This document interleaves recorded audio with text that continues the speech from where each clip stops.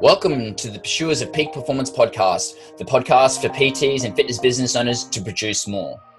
The pursuit of peak performance is an ongoing process to produce next level results in every aspect.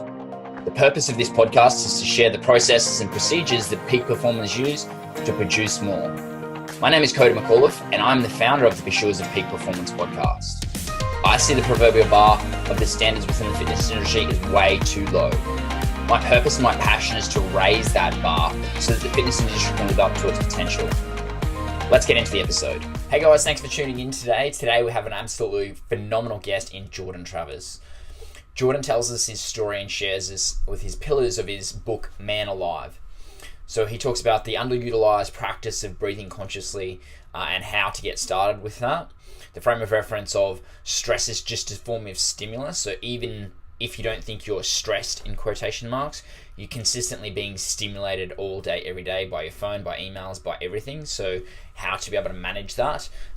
We talk about how nature and your environment impacts you and how to utilize that to be able to pursue peak performance. The power of community and how to create one around you. The power of vulnerability is another thing that we touch on.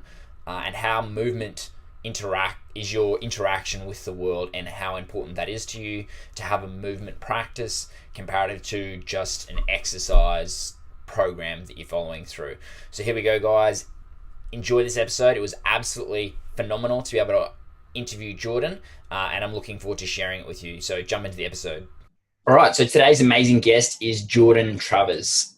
Jordan has recently released his book, Man Alive, Free Your Mind, Reclaim Your Health and Discover Your True Nature. Thanks for joining us today, Jordan. Thank you, Cody. I appreciate it, mate. Thanks for having me on board. My pleasure. Do you mind if I just ask you, I guess, a bit about your history and how you got to the point where you are today in terms of writing your book, I guess, how you got into the fitness industry as well? Yeah, absolutely. I guess I'll take you back to 2009. I had a really bad motor vehicle accident when I was just 16 years old. I was driving along a residential street on my moped, as all 16-year-olds are pretty excited about driving their moped. And I had one of my good mates on the back of the bike, and we were going about 60k an hour. And all of a sudden, I was laying on the curb, really struggling to breathe. It's pretty much impossible. Couldn't even talk. Couldn't tell him. I was trying to tell him I was okay, which clearly wasn't the case. But I rammed into the back of a truck at 60 kilometers an hour. And I, for the next 2 days, was in a coma. I'd really badly broken my leg, and actually the helmet strap had crushed my windpipe. So it was a really intense experience. And obviously there was a huge amount of recovery associated with that. So not just physical, obviously lots of rehab with the leg and all that sort of thing, but it was hugely mental and emotional recovery as well. I missed out on basketball championships when you're 16. It's kind of hard to deal with that much trauma. And not just that, but a whole bunch of other things, isolation and disability, and there was just a lot of things that I wasn't used to and I had to come to terms with. And for the next 2 years, I was really sort of thrown into health and wellness, and I had to figure out how to become my healthier self.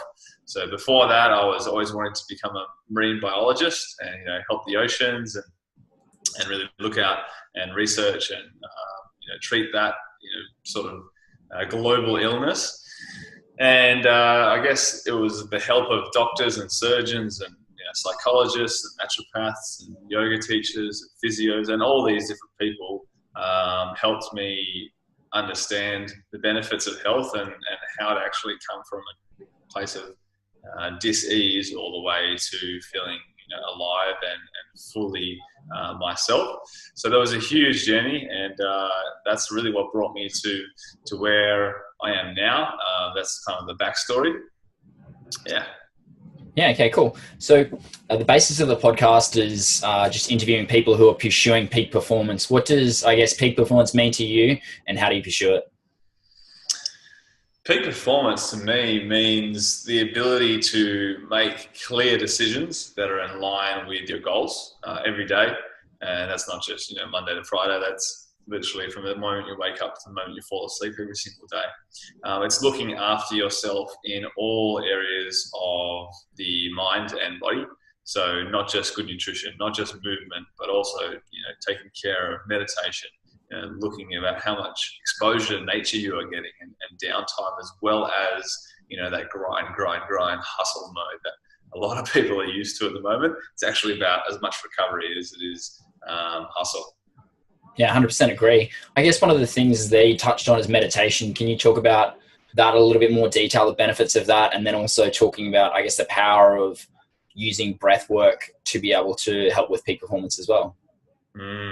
Yes, that is huge. So, the power of meditation is well documented. It's well researched. It's all over the internet now. There's thousands of peer-reviewed journal articles detailing the benefits of it. Everything from just feeling happier, more comfortable with your own skin, all the way to actually changing your epigenetic profile to reduce inflammation, to get better sleep, and to really feel better in all areas of your human being. So there's no secret into why it's good for you, but how to get actually started is probably a question that most people are asking. And for me, I didn't start just sitting down for 10 minutes a day and experiencing bliss. I actually started yoga to help my rehabilitation, my physical body. I started yoga, and through that practice, I actually learned a much more mindful way of being. When you're connecting breath with movement, and there's woven a little bit of stillness throughout the class, all of a sudden you start to look at life a little bit differently. You start to take that observer approach and really check yourself before you make decisions. And so that kind of meditative observer mindset is so key, and yoga is what brought me to that. But breath work is paramount. I talk about the Wim Hof method and other breathing techniques in the book, and for me, that's a really good way to introduce people to a mindfulness-based practice, because it's so tangible. If you're sitting with someone and guiding them through half an hour or even an hour of the Wim Hof method, there's no way that they can't feel something. But potentially, if you're sitting them down for a half an hour meditation session, asking them just to focus on the breath, observe, scan the body, it's very likely they're going to get agitated, they're going to get frustrated with themselves. Why is my mind wandering? It's that can actually sometimes have a negative effect on people's journey in the beginning. So always starting pretty simply with the amount of stillness, the amount of sitting actually taking place. And then you can obviously work all the way up to 10-day, silent meditation retreats and beyond that as well. So, the world is your oyster when it comes to meditation. Yeah, cool. 100% agree. I've recently got into it a lot more, and I think I've created a Facebook group in terms of people getting started in terms of meditation as well. And one of the things that you mentioned is it very much comes down to how they view what they should be getting out of it, and then their mind starts to tick over too much, and then they start to judge that, which then creates that ongoing thought process where this is a waste of time, this isn't working, I'm not doing this right, why should I even do it? And then their mind just kind of races away. And that's one of the biggest things, I guess, with people starting with meditation, is just creating that frame of reference of the goal with meditation to start is just to take time, I guess, for you, so that then you have time to recharge. What you get out of the meditation is going to change on a day-by-day basis. The kind of meditation that you do, you get different benefits each way. If you go into meditation without expectation of an outcome and just being, I guess, grateful for that opportunity to take time for yourself, it completely changes their frame of reference around that meditation so that they can get the maximum out of it. And then layering on top of that, I guess, when their mind starts to wander that little bit and that little voice in their head starts to tick over, the best thing that I've heard people say is just to say, thank you for sharing, and then just relax again. Because as soon as you create that level of gratitude in terms of the little voice in your head saying whatever it needs to say, that gratitude starts to just dissipate it, and then you just start to relax even more, and you remove that judgment from that situation. Is that kind of what you recommend as well, or? Yeah, absolutely. I mean, there's lots of depending on which teacher you first begin with, and I 100% recommend learning meditation with some form of guide, whether that be an instructional book or an app or downloads or even a physical person being there with you as well. That can actually be the most powerful because you're experiencing that presence that there's a certain connection that you can experience when there's other people meditating in a room, and you can kind of drop in a little bit deeper. But yeah, that's absolutely right. And I think that what you said there about the frame of reference, I was introduced to a book called Meditation for the Love of It. And that really shifted my perspective from, it's this thing that I have to do to be a better person. And you almost get this like guilt trip, and it's a responsibility, it's an obligation. And like you said, if you actually shift that to, isn't it actually just a little bit nice to sit in quiet for a few minutes? And that can seem so crazy for some people, like quietness, but it's key. It's so, particularly with the stimulation and the stress, I guess, levels of today's society, it can be life-saving just to sit down and do nothing. Yeah, 100%. I think the best way I've heard someone explain it as well is like, it's just like, if you're just trying to do stuff all day, every day, it's just like running a phone with all the apps on it. Like, it drains the battery. So meditation is just like plugging your phone back in for like half an hour or something, so that the battery goes up and then you can go again for the rest of the day. Otherwise, if you're running on like 3% all day, there's nothing left. So in terms little of top up. Yeah. In terms of like the Wim Hof method, can you, for those who haven't heard of it, you explain that a little bit, and I guess how that's slightly different to meditation and who would benefit from that? So the Wim Hof method, it's really simple. It's actually widely available on YouTube. You can check out pretty much anything and you'll find the instructions. But basically it's a full inhale, a maximum inhale, and a passive exhale. And you do that 30 to 50 times. And after that 50th breath, when you exhale, you will hold that exhalation for as long as you can. And then when you need to take a breath in, you take a full breath in again, hold that for 10 to 15 seconds, release, and then start again. And you can do 3 to 4 rounds. I've done much more than that, but it's sort of it's a great way to really unlock a certain clarity that you can get through breath work. And even if it's just biochemical perspective, if you're looking at oxygen, carbon dioxide, and how they react in the body, oxygen is imperative for generating ATP or energy. And if you're not breathing properly, you're probably feeling a little bit flatter than you should. And so this generation of ATP through breathing, will obviously help you with energy, but it can also really affect your mental state, your emotional state. I've led classes or retreats, and some grown men who have pent up decades worth of frustration or anger or anything, and we do the Wim Hof method for an hour, and you see some pretty powerful things. It's a special thing to witness, and I really recommend everyone should find someone to learn the method from.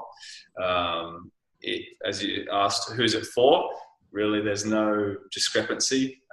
Wim Hof, for those who don't know, is one of the craziest Dutchmen on the planet.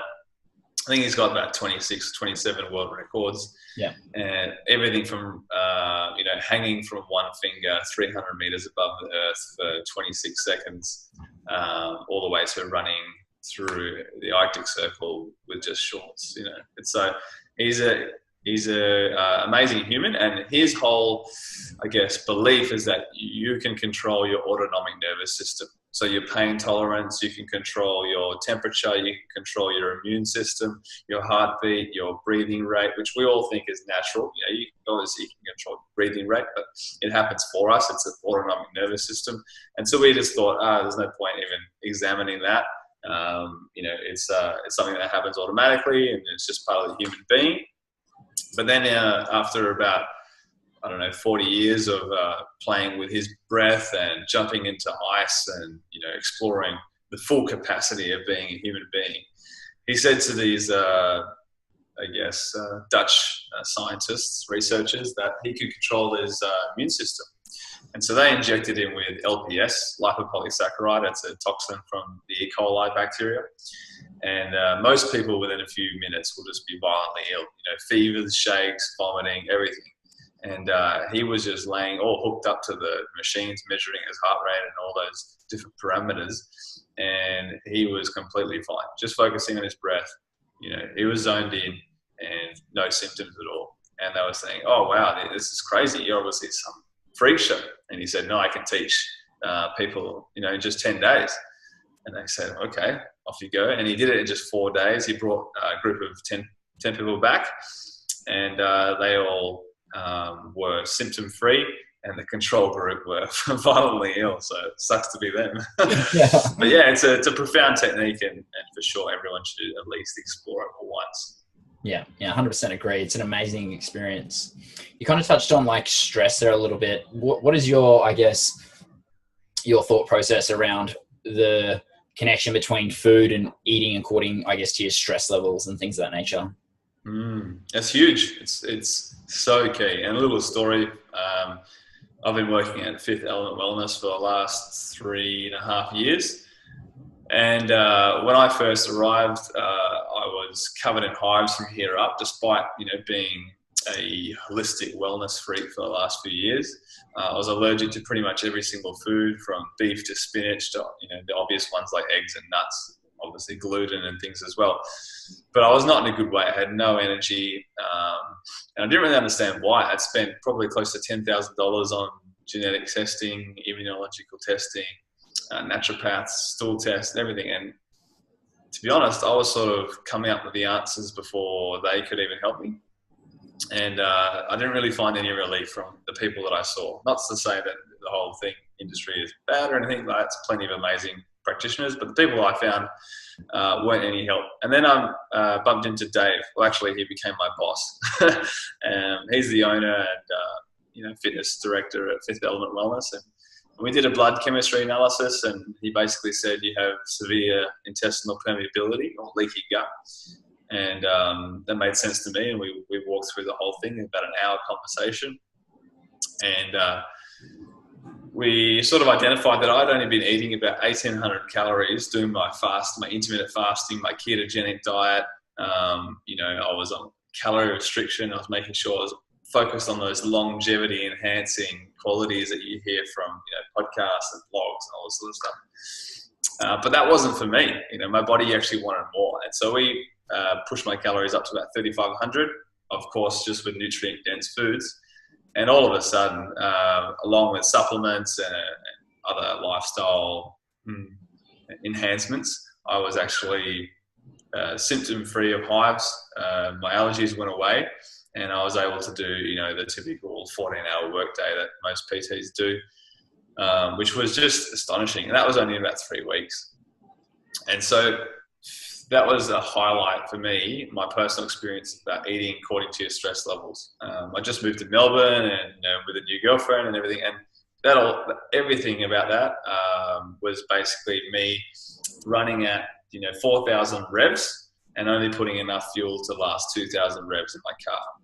Yeah. So eventually I was going to break down. My body manifested that with allergies and histamine responses. At one point I woke up with asthma, and I never had any of those experiences before.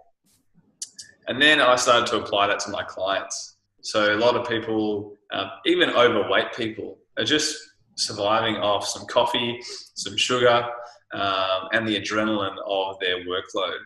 And this is unsustainable, like anything I've ever seen. And so hopefully, in most instances, I've actually caught people before they've developed some, really severe catastrophic diseases. But, it actually can occur where you just continually run the body down into this point where it's exhausted, and, you're in full beta waves with the brain activity all day, and then you just crash into theta and delta at night. There's no sort of mild, gentle oscillation, which is supposed to happen. And so, this capacity to eat according to our stress levels is one of the most important things that I talk about in the book, and then I've worked with clients as well. Yeah. Okay, cool. I guess then probably the most common thing I hear when people think about stress, they're like, oh, I'm not stressed, because they're just doing it for so long that they don't associate like a 14-hour day with being stressed or just moving. It's just what they have to do. How do you approach that with people to bring, I guess, into awareness the things that are actually stresses in their life? Because most of the time they're just like, oh, that's just what I have to do. I just have to work 14 hours. I just have to do this. I just have to move if I want to change my environment, all of these things. How do you approach that? Well, since this podcast is all about performance, and most of the people here would be high achievers. And if you're a high achiever like myself, you're always trying to succeed, grow, not growing and dying, all that stuff, right? If you don't resonate with the word stress, think about stimulated. Yeah, so if you have an email come through, a little notification on your screen, all of a sudden your brain shifts focus from what you were doing to that, and it has to adjust gears. This is a form of stimulation. Any text message you get, a phone call, maybe it's an argument with your partner, or even just a memory of 10 years ago, an argument you had with someone else. These are all a form of stress, and a lot of people now are onto the fasting and calorie restriction and overtraining, endurance training. And these are a great way to chronically elevate your cortisol levels. And, we can go into that if you like, but basically if you have chronic cortisol levels, you're breaking down the body to convert into glucose so that you have sufficient energy. So you might feel, quite elated, quite high. I'm good. I've got a lot of energy. I'm not stressed. But really, this is just the, stage 3 out of the 7 stages of adrenal fatigue. So yeah, it can get pretty bad. It can get pretty ugly eventually. Yeah. Can you go into a little bit more detail about that? I guess more of the stages of adrenal fatigue, I guess, observing that even more. So the stages aren't super important because you can oscillate between them throughout your sort of life cycle. But I guess what a main thing to consider is that if you're stressed, your cortisol will be elevated. Now, cortisol's basic biochemical response is actually to break down muscle tissue, to break down bone and organs, and convert them to glucose so that you have enough energy. As I just said before, it's like this chronic cortisol elevation, it has a massive cascade effect. And this is on things like, other hormones like thyroid hormone and leptin, adrenaline, the 3 probably most important hormones to burn body fat. Your testosterone is going to be rock bottom. Your digestive health is going to really suffer. So therefore you can't absorb more, you can't absorb your nutrients. So that has a cascade effect, domino effect onto more cortisol production. So it really does start, in my book, the first pillar or section I talk about is mind. And if you don't have, this section right, if you don't put these practices into play like breathing and meditation and, having a clear purpose in your life, and even a community that supports you as well, you're going to struggle, and you're going to be playing catch up all the time with nutrition and movement, exercising as well. So, and those things, if done poorly, they can have the reverse effect. Taking the wrong supplement for the wrong individual can have a devastating effect. Some people are taking oregano oil every single day, and this can just destroy your gut bacteria. They take it as a preventative herb, but it's ridiculous. And I think what drew me to actually write the book was there's so much confusion, and I'd done pretty much everything wrong that you could do when it comes to holistic wellness. And so I was thinking, if I was, back when I was 21 and I started at Fifth Element, if I had this book, man, the whole process would have been so much more simple. Yeah. Yeah. Okay, cool. I guess then can you go into a little bit more detail about that pillar of mindset? Why, it's the basis because it leads to everything else. Can you go into a little bit more detail about that? So you touched on community, meditation, things like that. What are some of the other important factors? Yeah, the first chapter talks about your why. Simon Sinek start with why, right? But he's more from a business perspective. And for me, it's why do you want to get healthy? What's actually driving you? And some people that I've worked with come from a very disadvantaged, let's say, health position, right? 200 kilo, man with 3 kids, just wants to see his boy play footy across the road, but can barely walk, that type of thing. So it's been a real heart opening experience for me throughout that whole journey. And he had obviously a very profound why, that when I asked him to do cold showers or an ice bath or sit down with me for an hour of off method of meditation, he was just saying, yep, let's do it. I'm keen. It's because he had such a strong why. But other people, it's a little bit less clear. And so I say, well, why don't we just try gluten-free? Oh, I don't really see the point. It's too much of an impact on my lifestyle. It's like, maybe there's some other priorities going on. So that why is really important. And then we talk about meditation, and there's so many different types of meditation, from transcendental meditation to gratitude practices to simple mindfulness. And they all have a different effect on the brain. They all have varying levels of benefits. And one type of meditation might serve you at one point in your life, and another type of meditation might serve you at a different point in your life. So I like to definitely explain, different types of meditation and teach those as well.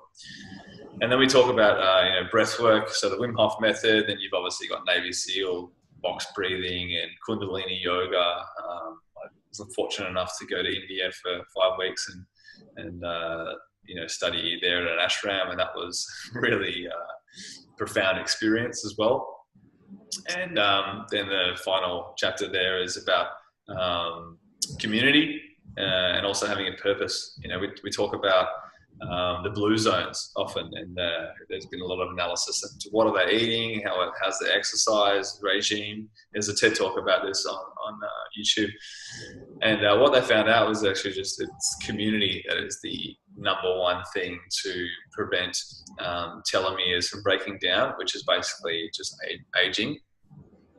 So if we have people that rely on us, we rely on them, we can feel like we share all our secrets. We are vulnerable, we are open, we are honest, and we work together for a common purpose. That's true community. You can probably answer this yourself, but how many people are lacking that in our society, where it's all about the individual, it's all about accumulation as much as we can for us, bar your family maybe, or your best friends. How about let's welcome the broader community and see what you can do for others. And then finally, you've got the purpose aspect of it. The Japanese, particularly the Okinawans, have the ikigai, and it's all about how you can blend what you love, what you're good at, what the world needs, and obviously what the world values enough to pay for as well. And if you can find that and dedicate your life to that, then you're in a good direction. This is health and wellness, right? But you don't think these things can have an impact on your health, but these certain feelings of belonging, of purpose, they have a huge impact on your genetics and ultimately how much inflammation your body experiences. So it's huge. Yeah, awesome. What is your purpose then, and how does the book link into that? Good question. I think purpose is probably not a stagnant thing. So in the past, it's probably about figuring out what I wanted to do. That was actually my purpose. And now it's about really spreading the message that health can be simple. Yes, it needs to be personalized and individualized, but to experience your most fully alive, vital, healthiest, happiest self, there are a few key strategies that you can do that will really elevate your experience. And I just led a retreat with 2 other great mates, Mark Cluer and Kane Johnson, and we were down on the Great Ocean Road for just a weekend, so just 2 nights. It was less than 48 hours, and we did the Wim Hof, we did yoga, we did movement practice, we did conversations with just other men by candlelight. Got our journals out, we're doing that, and so it was quite a deep, reflective experience of connection to ourselves, to others, and also to nature. And it was a life-changing experience for these 22 blokes that were with us, but also for myself, Mark and Kane. You know, it was our first one that we ran together, and we said to each other, wow, this is something that we have to keep doing, because, you know, just after the first 24 hours, someone came to me and said, Jordan, it's been an amazing couple of days. You know, I can't believe how good it's been. I said, well, it's only been 24 hours, you know, but it's just because we got so deep, and we really shed so many layers, and we uncovered so much and explored new techniques and new ways of looking at the world, that, you know, these people they felt alive, they felt ignited, and that was, you know, truly an awesome experience for myself. Yeah. Okay, cool. Obviously there was that community aspect to it as well. Is there an environmental aspect of that as well? And does nature play into that at all? Yep, it's huge. It's the second section of my book. So nature, yeah, it's key. So we took them out to the Great Ocean Road, you know, 2.5 hours outside of Melbourne CBD. And it's just, you know, wind, water, ocean, sand. It wasn't that sunny, but you know, we had the elements basically. Yeah. And it's you just see people when they hop out of the car after that drive, and they get their feet on the earth, and it's like their body just exhales, it just releases so much crap that was built up all that time. You know, and everyone said, I just want to leave my phone in the car and just forget about it for the weekend. And they did that, you know, props to them. So it's, getting out into nature is key, but not only getting out to nature, but making sure that nature is where you live. So I live in Fitzroy at the moment in Melbourne. It's not the most wild place on the planet. You know, you've got trucks hurtling down right outside my window, and so I've taken the measures to get myself, you know, certain appliances and tools to help me sleep better and improve my air quality and improve my water quality, and you know, getting as much of the man-made pollution out of your environment is just as much a part of nature as getting yourself back into, you know, the wild landscape. Yeah. Okay, cool. I guess then you just touched on sleep. How important is that to moving towards peak performance, recovery, anything like that? How important is sleep? Yeah, it's key. It's key. I haven't met too many people that can, you know, use 4 hours sleep a night for a long period of time, and feel on top of the world. You know, they might think they feel like that, but all of a sudden we get them to sleep 7.5 hours, and there's a whole new, I guess, way of seeing the world. It's like, you know, you come out of prison and you put your son to the face for the first time. Wow, that's what sleep feels like. And it's you know, it goes back to these people who are chronically stressed or stimulated, and their cortisol's just through the roof. They can't switch off at night, and so, you know, they wake up at 2 a.m. with GABA deficiency or magnesium deficiencies, and you know, it's a recipe for disaster long term. Yeah. Okay. With sleep, then, is it about what's going to be most important, or is it a balance of the two, like quality and quantity? Yeah, it's definitely a balance. You know, I think there's been studies done on about 550 men, and with 4 hours or 4.5 hours sleep or less, there's a catastrophic drop in testosterone for about 3 days. You know, it's about 30 to 40%.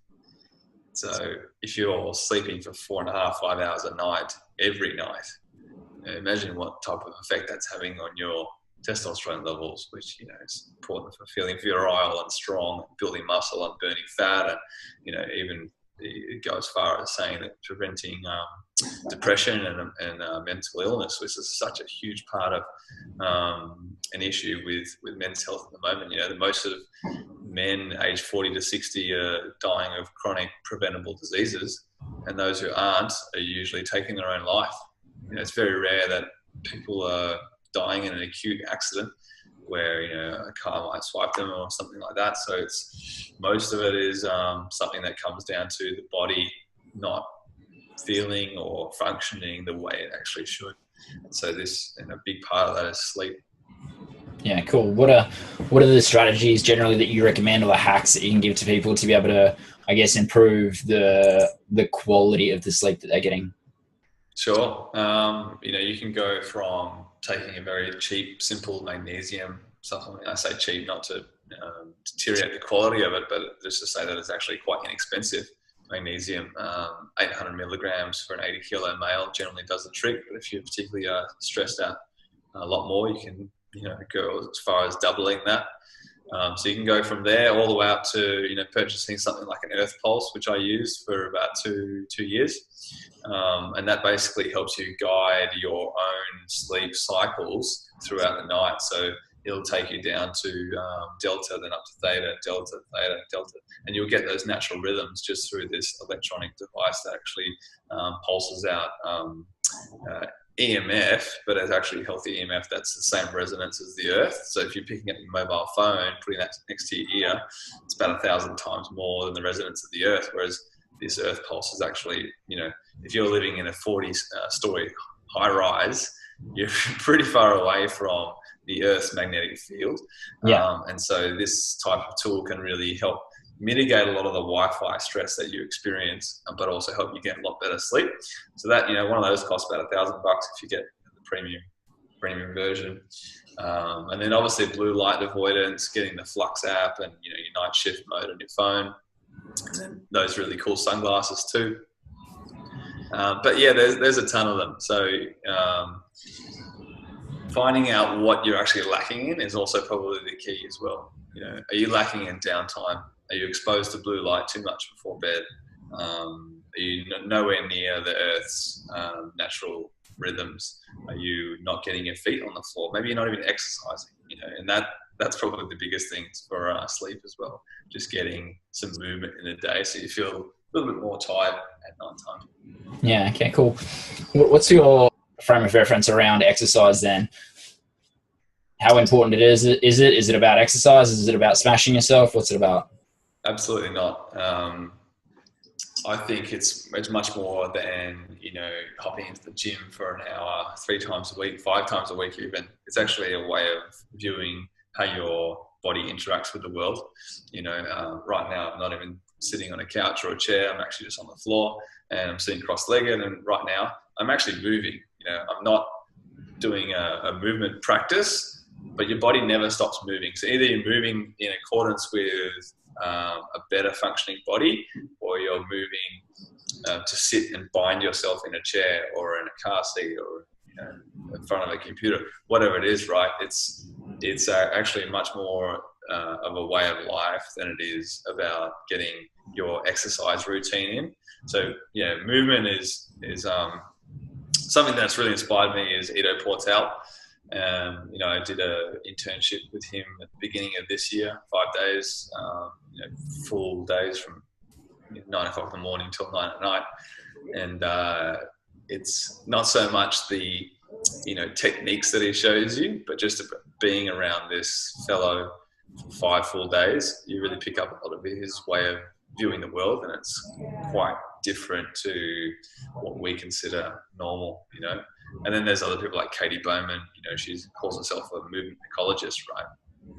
And this is the whole philosophy that your environment is shaping your body and your body is shaping your environment. So if you're looking at if you went for a hike in the forest, you'd be trampling on the grasses and the leaves and things, the shrubs, that would actually be encouraging them to grow. And vice versa, if you're just sitting down on the couch for 2 hours watching TV, that's encouraging your body to decay, to actually get bound up and stuck. And so, there's a few chapters there talking about how about we move away from chronic repetitive patterns like running and cycling and instead opt for more complex movements like strength training or gymnastics or, some type of movement practice like locomotion or primal burn. There's tons of different names for them at the moment now. And then obviously how you're going to the toilet, that's a big one as well. Using something like the squatty potty or the knees up stool for Australians. And that helps you actually eliminate the stools properly. So it's not just about exercise. It's a much deeper way of living. Yeah, 100% agree. Just then touching on that a little bit more, you don't see many people in Australia using a squatty potty. What are the benefits of that? Yeah, for sure. So basically, if you were to sit down in a squatting position, sometimes you see people and they can't get their heels on the floor because they have tight talocrural joints or hip flexors, and And particularly if the hip flexors are tight, you're going to really struggle to actually release the puborectalis ligament around the rectum, basically. And that just allows you, if you release that ligament through a position of squatting rather than sitting on a chair, that actually allows you to eliminate properly. You know, there's a hilarious YouTube video called "This Unicorn Changed the Way I Poop."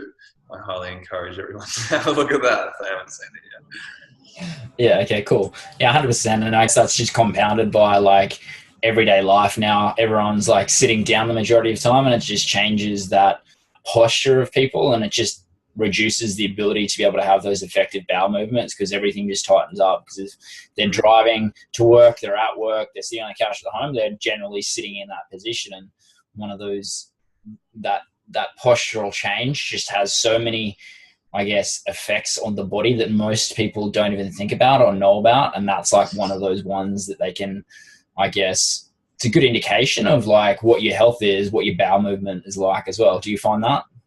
Yeah, and it's not just about sitting. You know, why replace sitting for 8 hours a day with standing for 8 hours a day? It's probably just as damaging for your body. You know? Yeah. Particularly if you're wearing terrible shoes like high heels or pointy toe shoes or something like that. So it's doing anything for that long in a stationary position. The body doesn't like it. You know, it's rare that with a chronic injury, I'll recommend rest. Just don't do anything, you know, unless it's like a broken foot or something that actually it's got to be damaging with movement. But most of the time, the more movement, the more blood flow, the more synovial joint massaging, the range of motion that occurs with movement. It's always, not always, but it's most of the time going to benefit the body. Yeah, 100% agree. And that's just, I guess, having that philosophy of movement rather than like trying to exercise something. If we have that philosophy of that movement, then it's all about, I guess, expressing movement through our body so that we can then start to do more of that and release that. Because if we, as you said, if we just go back to rest, then we're stopping and everything starts to tighten up, everything starts to constrict. Do you find that as well? Yeah, it beats the hell out of pec day and, you know, calf day and ab day and that sort of stuff as well, doesn't it? Yeah, cool. 100% agree. Around that community aspect as well, like in terms of, you talked about like the blue zones in terms of community. What are the key aspects, I guess, of a community? Because people are in a community at the moment, but a lot of them don't necessarily feel connected with other people. They're just, I guess, people bouncing off other people rather than having any of that connection, rather than having any of that, I guess, benefit of community. They're around people, but there's no connection there. How important is that, and what can you do to be able to find, I guess, other communities where you can have that connection? 100%. I mean, we're more connected than ever, but also feel like a sense of lack, you know, a sense of disconnection. So this is a really important question. One thing that springs to mind is a weekly meeting that I've been doing with some good mates, and we call that Man Night every Thursday night. Basically, we catch up 7 o'clock and we have dinner together, and then we just chat, you know. And usually the question is, what's going on in your life at the moment? And if you have a group of people around you that are vulnerable enough, it doesn't always start off in the beginning. People just want to watch and observe and things like that. So it takes some time to warm up to it. But, you know, now we feel like we have this group of, you know, 5 or 6, you know, best mates, brothers, that we can share anything with and celebrate wins and help each other when we're down, and really feel a sense of connection to each other. And, you know, it's almost like I would die for them, they would die for me. And whenever we bring someone in just as a guest from Perth or whatever wants to come over and visit, and they're always quite amazed at how open we are. And it's just because we've been doing it for now a year, actually. But in the beginning, you know, we was talking about relationships and, you know, it goes as deep as the meaning of life and this sort of thing. And there's also, back to the Japanese in the blue zone of Okinawa, they have a group called a moai. And they meet every single week, just like our Man Night. And they do that from the age of about 6 until they die. every single week. So, you've got a group of 95-year-old grandmas, grandpas talking about, money, sex, relationships, cooking food, eating food, moving, being healthy, all those things that make life. If you don't have a support group there, it can be pretty challenging. So it's been a huge part of my life, and I really encourage anyone to go form their own man nights. It can just be one other person, and slowly it'll build. We've had 15, 16 people at some groups, and at the retreat actually we had 22, 25. So yeah, it's been a big growth journey for me as well. Yeah, 100% agree. I guess probably the biggest limitation that you see with most men is that willingness to be vulnerable, because of the whole, like, if we look at what shame is to men, shame is I should be unemotional and detached and be able to do everything without any emotion at all. And then as soon as they show emotion, they start to have feelings of shame. And when they start to be more vulnerable, that's the feeling that they need to go through. So they're not necessarily open to being more vulnerable.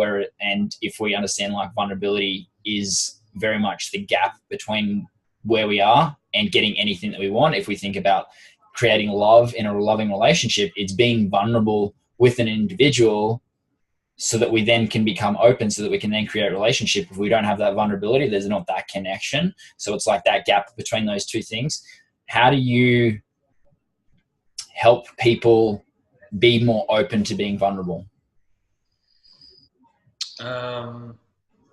Lead by example.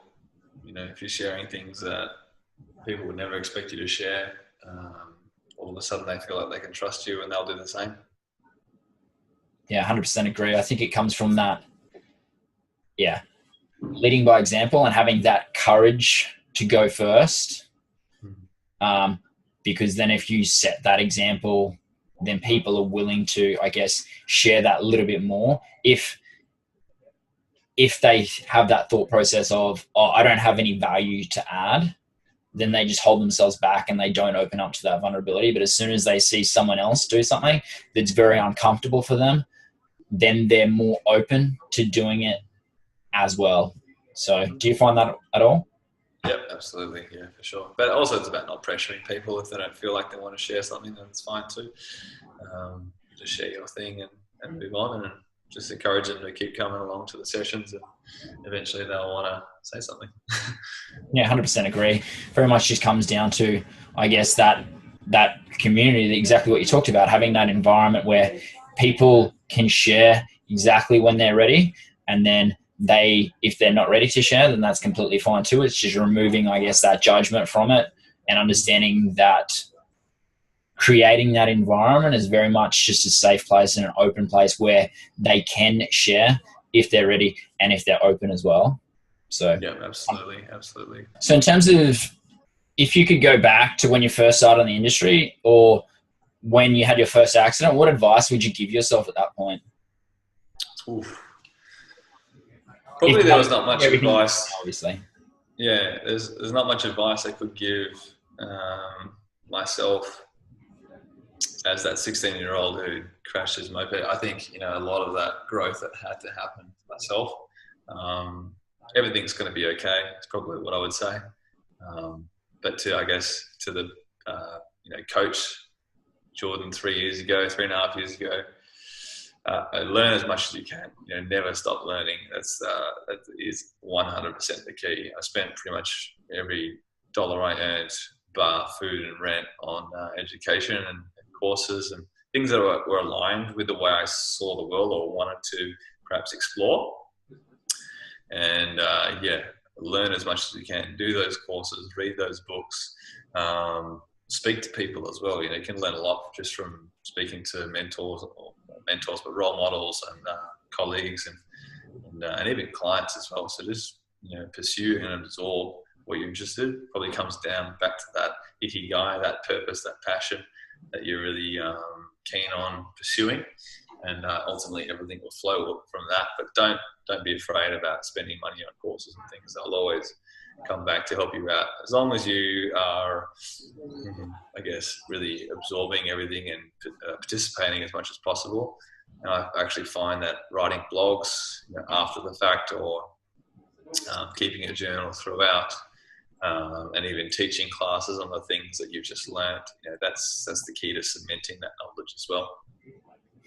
Yeah, 100% agree. I've been very much on the same kind of path, just trying to educate myself as much as possible. And then 100% agree with that as well, that last comment.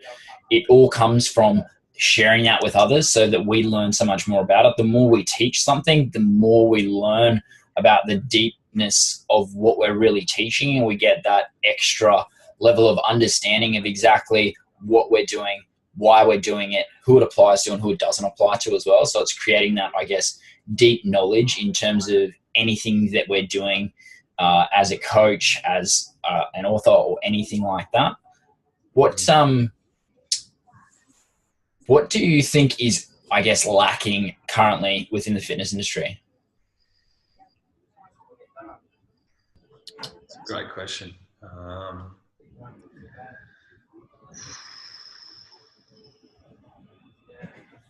think there's a big problem to be addressed with that. I think what's lacking is putting the client or student first. A lot of the time, I'm lucky enough to actually not be exposed to much of this. Working in Fifth Element Wellness for the last 3.5 years, it's really a family there. It's a team. There's no rent coaches. There's none of that. Everyone's doing staff training each week, and we're all like brothers and sisters. So that was I probably had quite a different experience than most other coaches, and a rent-based system and that sort of thing. But yeah, really taking an approach that puts the client first, knowing that you have their back and you will do anything for them to try and achieve their goals. And maybe they don't know what their goals are yet, so it's your job to actually figure them out, help them figure them out with them. So yeah, putting the client first, I would say. Yeah, okay. In terms of going back to the original thing that you talked about, how do you kind of deal with those people that come to you that are struggling with their why? Just keep asking questions. It's less of an interview, more of a conversation. What drives you? Why are you here? Okay, and so they might say, to drop body fat. What's dropping body fat going to give you? And that conversation, if you're persistent enough, obviously with respect, then they will open up. So it takes some practice for sure, having that ability to tune in, when to probe deeper and when to pull back. Some people can be quite resistant in sharing their true feelings, their deep feelings, and it comes back to the fact that they probably don't have a community that they've done it regularly with. So keep working with the person and keep asking those hard questions. Be comfortable with being uncomfortable. One of my mentors, Holly, at the gym, she was amazing at putting herself in a position that was just so cringeworthy, but she got amazing ability to connect with her clients because she was happy to put herself in a position where there was just crickets, silence, or death stares, these types of things. But ultimately, it works, and she's got some of the strongest rapport and sort of best retention rates, if you want to get statistical, than any other coach I've ever seen. So yeah, be uncomfortable, ask those hard questions, keep being persistent. Yeah, 100% agree. I guess having that mindset of getting comfortable, being uncomfortable is the biggest thing that most people say that they do, but they're not really leaning into that. They're like, oh yeah, I do that.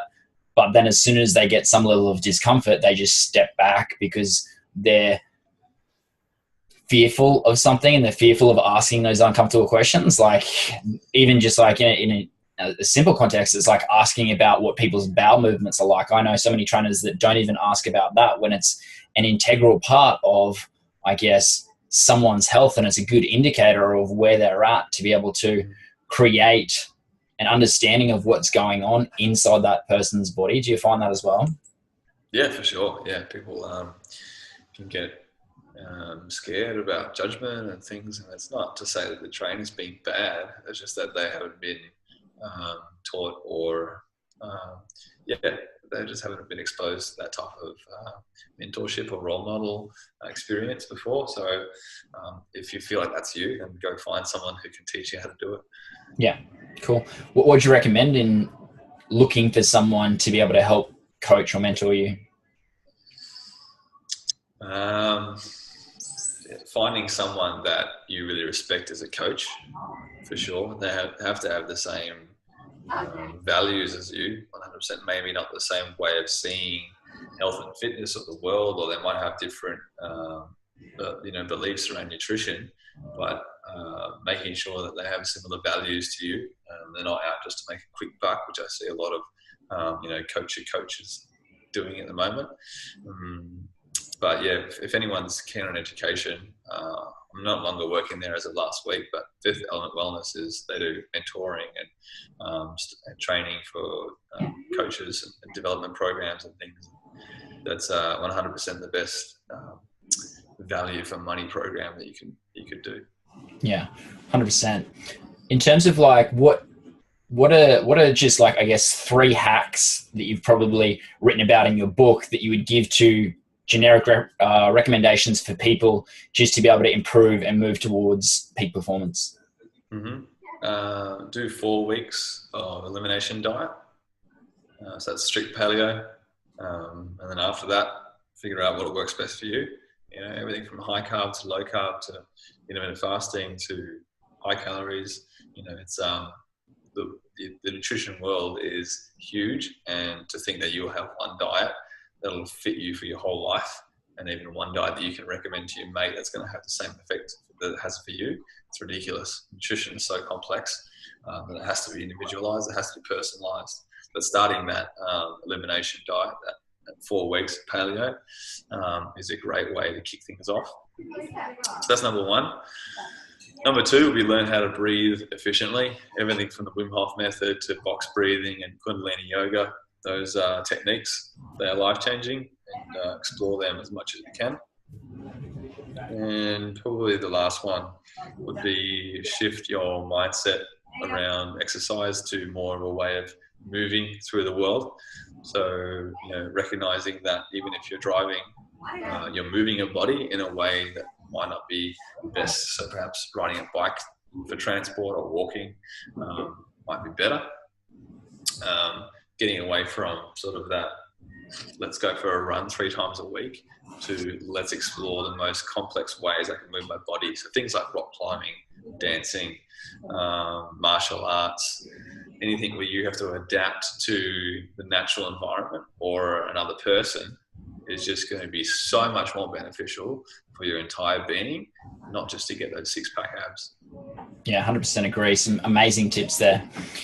Thanks for taking the time out of your day to be able to come on the podcast. I really appreciate you taking that time and I guess sharing your knowledge. It's always refreshing to speak to people who are super passionate about what they do and have very, very similar focuses in terms of having mindset as the base, meditation being essential, all of these things, to be able to, I guess, share your knowledge from that as well. So thanks again.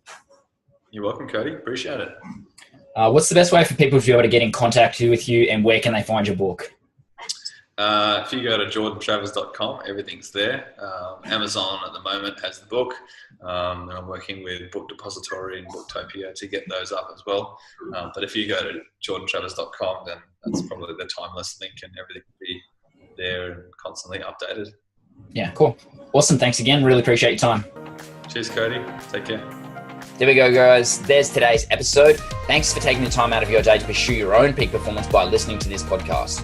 I truly, truly appreciate each and every one of you. If you want to give back to the podcast, the best way to be able to do this is to be able to share any of these episodes with your friends, family, or co-workers. Alternatively, you can leave us a comment or a 5-star review, as these mean the world to us. Be sure to check out our Facebook group, facebook.com/groups/pursuers of peak performance, to join the conversation and get access to all of the episodes before they come out on the other platforms. Thanks again for listening, guys. Catch you in the next episode.